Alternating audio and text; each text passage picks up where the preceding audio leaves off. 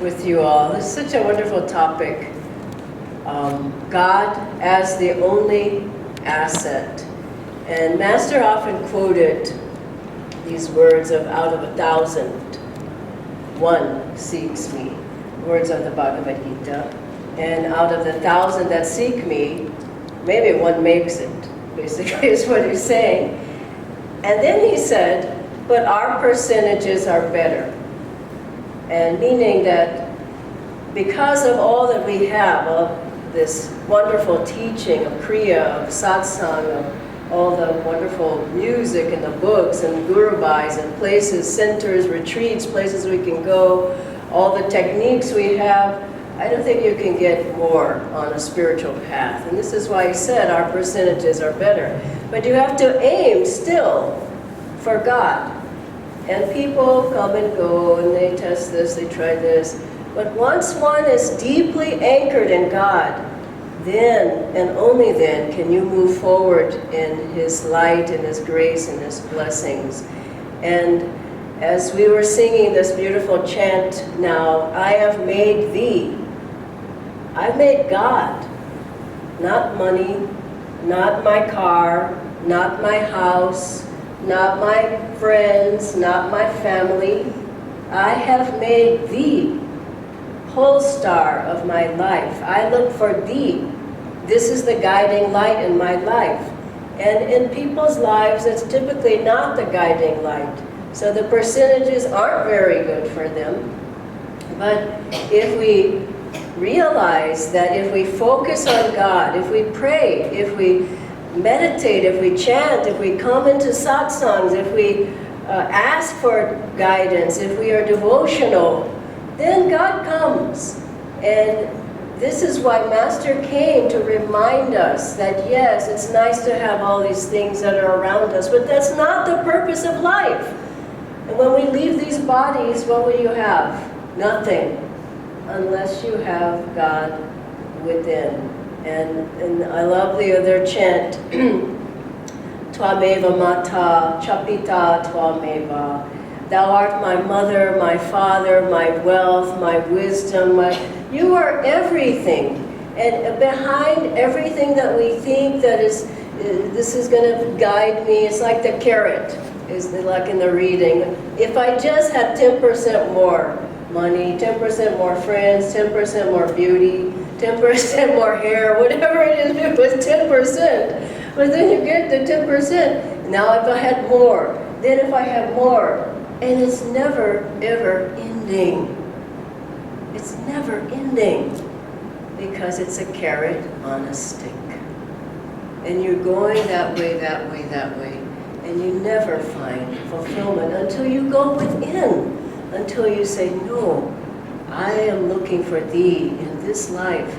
And there was, Yoganandaji had once a vision of, well, first I want to tell another story, that as Krishna was with his disciples, and there was Arjuna, and then there was Duryodhana.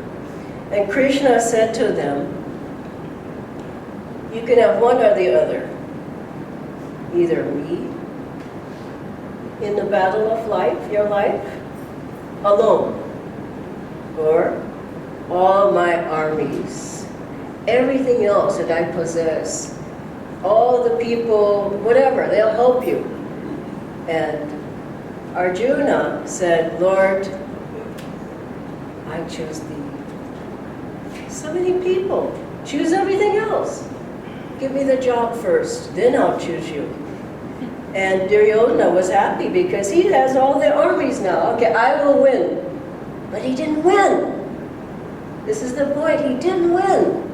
He had everything and won nothing.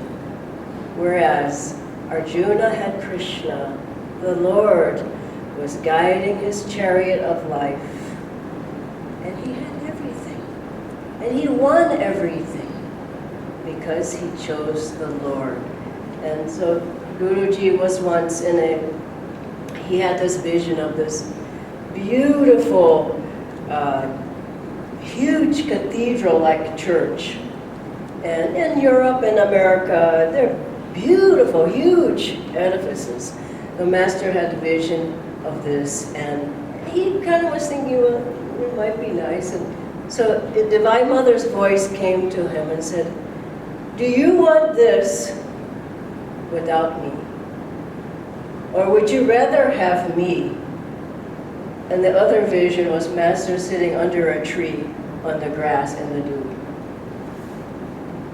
And he said, of course I want only thee. Do you want something without God in it? Or do you want God?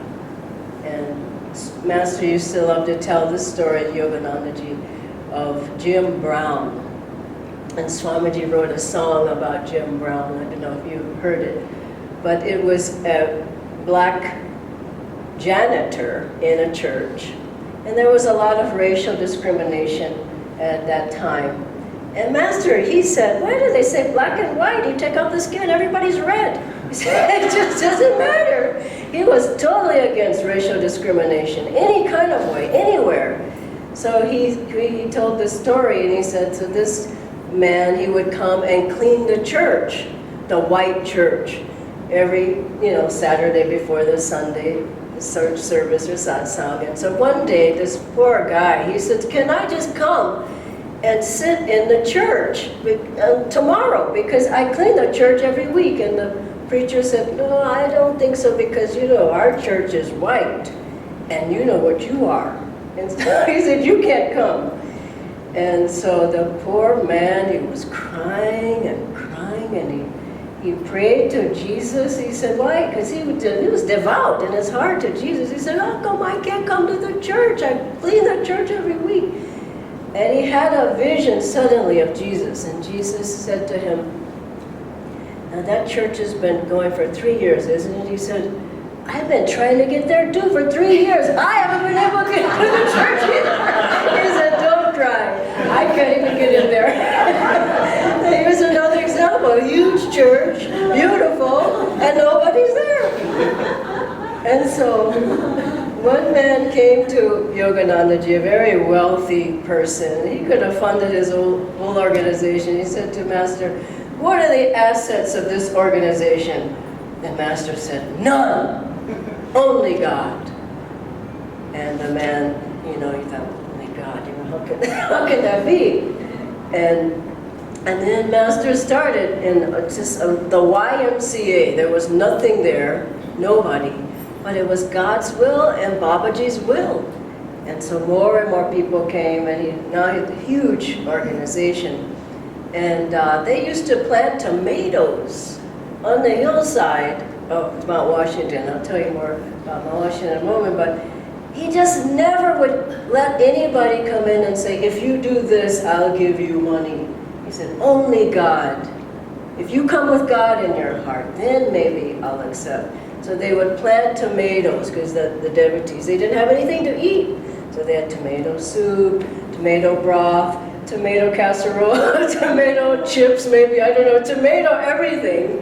But he still said, God, God, God. Such a beautiful way to live, instead of, I'll bribe this person, and I'll get this, and I'll do this person, I'll do that.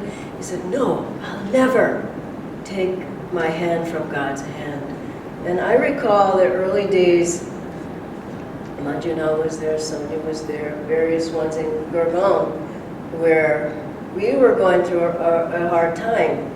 And and then I went to America, and I came back, and people said, oh, yeah, we got to close the ashram. And I said, what do you mean closing the ashram? There's nobody here, there's nothing, no money, there's nothing happening. And I just thought, that doesn't seem right to me. And I began praying deeply to Master and saying, is this what you want? You want us to close the Ananda ashram in the center in Gurgaon? And I could hear his voice saying, listen, I'm the boss around here. Why are you listening to them? And one by one, including these great souls who were here with Sonia and Manjunath, and I can't see who's all in the back, but people started coming saying, I will support this work. This is my center. We started a boutique. We started having people come and do classes. We had more classes. We had people as members joining. And then I remember Swamiji said that was at another place, B10 by 8. So we finally get that place going, and then Swamiji said, Tiana, get out of the basement.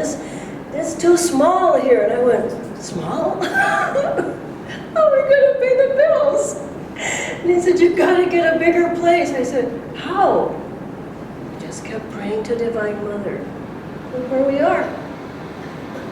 This is Divine Mother. She wanted it. This whole place came from God being the only asset. And then from there, then we needed an ashram. The same thing. Pray to the Divine Mother. Where should we be? And it was the 11th hour. I tell you, we had another place we had lined up. I was about to sign the contract the next day. And I kept thinking, that doesn't seem like the place, but we don't have anything else.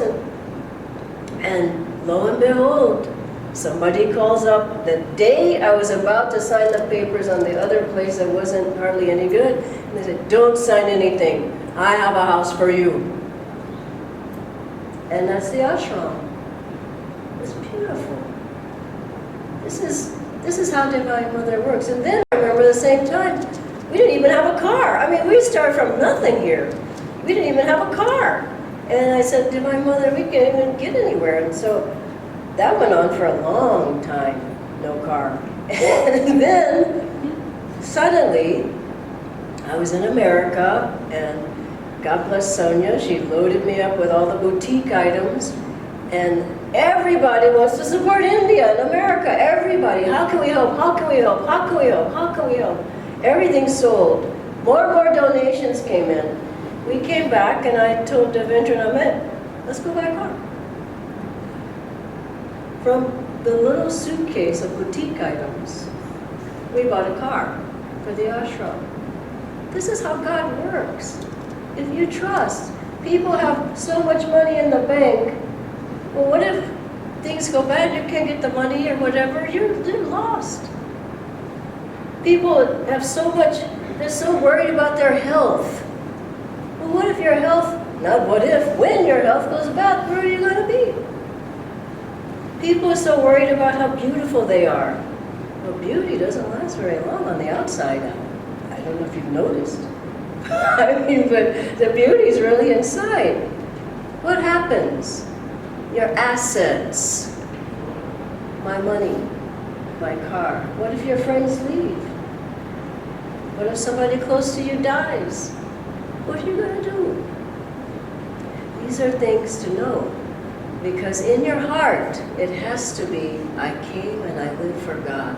And I think one of the most beautiful stories in the autobiography, these are very touching, moving stories. Read, how many of you have not read Autobiography of a Yogi? Raise your hand. Get it today. It's a beautiful book. One of the best stories, Swamiji said, I agree, is the two penniless boys in Vrindavan. Manjula, they were in Vrindavan, two penniless boys. And it's such a beautiful story. I won't go into all the details because I read something on this recently, but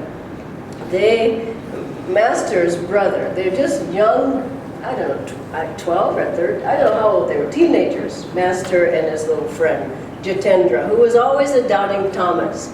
So Master's brother, Ananta, says, Father should disinherit you because you're just seeking spiritual things and money is the thing to do. You need money. And Master said, money is the slave of God. And I trust God anytime over money.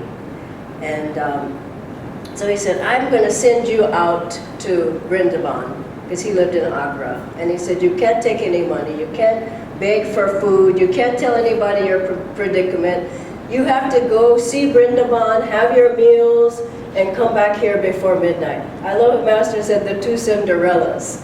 So they go out, and his little friend Jitendra, he just doesn't believe in anything. He says, come on, Ananta, just give us a few rupees. And he said, there's something so wonderful about the clink of coins. This is the best thing, the clink of coins. And Master tells him, Mukunda, he says, if you take any money, I'm not going with you. So they don't take any money. They go and they get on the train. As soon as they're on the train, these two guys, they said, "Oh, you must be looking for the stealer of hearts, Krishna. Let us take you and show you." And Master said, "No, leave us alone." He said, "Leave us alone." So as soon as the train stops in Vrindavan, those men take them by the arm and they take them out and they take them to a palace for lunch. That's an incredible story. Now they have no money, they don't know how they're going to eat. Two princes who couldn't come because of whatever other engagement. Master said, "I don't know why they couldn't come, but I'm glad we could come." So they bring them in, and Gauri Ma stands there with the panka, fanning them, and they bring 13 dishes in front of them for lunch. And Master is like, he's telling his friend, "You see." So then afterwards, the friend says, "Now, how are we going to get around Vrindavan? And how are we going to get back to Agra? Why did I come out with a madcap like you?" And Master says, your faith in God goes away as soon as your stomach is filled, something like that. And he said, "The same one who gave us that food is going to show us Vrindavan." A boy walks up and he says, "You're my guru." I mean, this is an incredible story. "Can I show you Vrindavan?" And he says, "No, who are you?" He says, "No, you're not putting me off. I'm your disciple." And he takes them around Vrindavan, shows them everything. He brings them sweets, and he gives them a huge sum of money, and says, "Please, let me accrue this good karma by giving you this money." What an incredible story! So Master gives the boy Kriya. They come back, and I love this part. Guruji showers the rupees on the table in front of his elder brother. And Ananta says, Jitendra, the truth.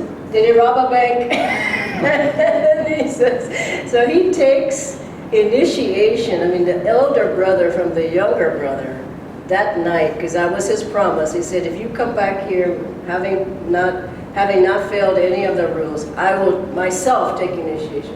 What an incredible story. Read it. Listen to the talk. Listen to the tape, the CD. It just gives you so much faith. And this is behind everything, is God, is Divine Mother. And when Master, he lost his mother when he was 11 or 12 years old. And he was completely, and death is it's hard. You just can't make any sense of it, really. It's one of the hardest things of life. And I remember when someone very dear to me passed away years ago. I was distraught for weeks. And the only thing that saved me was chanting. Master's chants. I just chant them over and over and over. Just weeping, but chanting, weeping, chanting, weeping. Then I kept chanting and the weeping stopped after a while. But Master, it did the same. He lost his mother, and he said after a certain point, the Divine Mother appeared to him. And how beautiful. She said, "Listen, it was I who was behind your mother. All the mothers, all incarnations, it was me behind those two black eyes." And we think, "Oh, it is my husband, oh, my wife, oh, my kids." It's a hard one, I tell you. But if you detach yourself even a little and say, "In my child are the eyes of God. In my spouse is the heart of God. In my mother, in my father, it's really the Divine Mother." And so after that, Master had that vision, and sometime later, he said, "Now I renounce everything, and I'm leaving."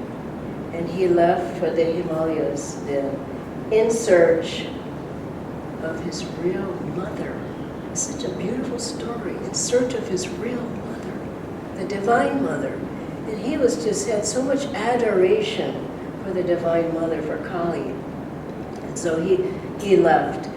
And then after he did that, he met his guru. What a great story. He lost his mother, and he said, this is not my world, even though she was very saintly. And he sought his real mother, and Swami Sri Teswarji came to him. It's a very beautiful story. And Swami Sri Teswarji said, I give you all my possessions, I give you all that I own, I give you all my properties, I give you my hermitages. It was a test. I give you everything. And Master said, I don't want any of that. The treasure I want from you is God. God realization. Fantastic. And his guru then said, I give you my unconditional love. And this is the beauty of the spiritual path. It feels hard to renounce this, to let go of this. Even attitudes, things that you want, desires, attachments. But as you let them go, you see there's a great light of God there. I recall, finally, when Swamiji, in his last years, last months really, he could barely walk, he couldn't really hear anymore out of one ear, maybe both at that point. He used to love to sing, and he couldn't really sing anymore. His body had so many difficulties. But when you look behind everything, there was just God alone. He was just completely filled with God. And he said, now I mainly just feel bliss all the time. But he didn't have any possessions. He had given everything that he had given to Ananda. So when he left this world, he left as a yogi. We need to leave like that. I don't have any possessions. I don't have any desires. I don't have any attachments. I give my life to God. I'll close with this reading from The Essence of Self-Realization, Masters Yoganandaji's words. The true purpose of life is to know God. Worldly temptations were given you to help you develop discrimination. Will you prefer sense pleasures, or will you soon choose God? Pleasures seem alluring at first, but if you choose them, sooner or later you will find yourself enmeshed in endless troubles and difficulties. Loss of health, of peace of mind, and of happiness is the lot of everyone who succumbs to the lure of those sense pleasures. Infinite joy, on the other hand, is yours once you know God. Every human being will have eventually to learn this great lesson. Om Shanti.